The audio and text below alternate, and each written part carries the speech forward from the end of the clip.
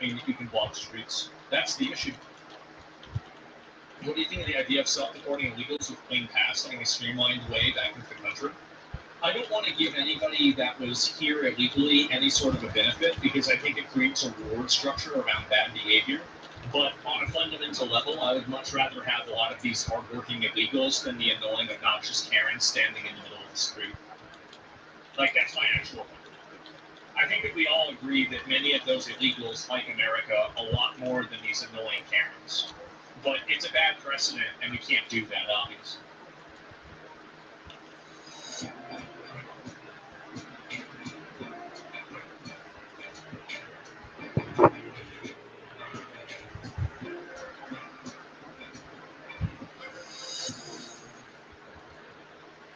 Chance to win a trip for two to any golf tournament in the USA up to a value of $10,000 just by getting 5-Hour Energy products. Snap a picture of your receipt into the FindACheapWin.com to enter 5-Hour Energy for the win. See FindACheapWin.com for full rules. Sounds like a slippery slope, but there's a reason why in Florida, activists politely protest alligator Alcatraz on the safety of the side of the road. Isn't that crazy?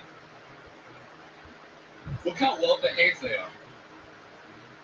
This is what happens whenever the threat of being run over exists.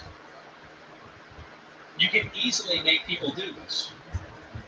Yet we don't have to live in a chaotic society ruled by mentally ill people. There's a difference between protesting and civil disobedience. Civil disobedience is in defiance of the law, and idiots defy the law and call it protest. Well, the difference is that, here's, for example, like Rosa Parks sitting at the front of, a bus instead of the back of the bus. This was something that is standing in the middle of a highway because you're mad that some person got deported by the federal government. There's not, a direct connection here.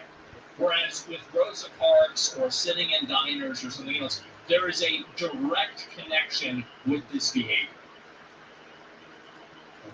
When liberal Los Angeles, California loses access to their freeways whenever the Democrats don't get their way. I've covered this third world phenomenon for years now.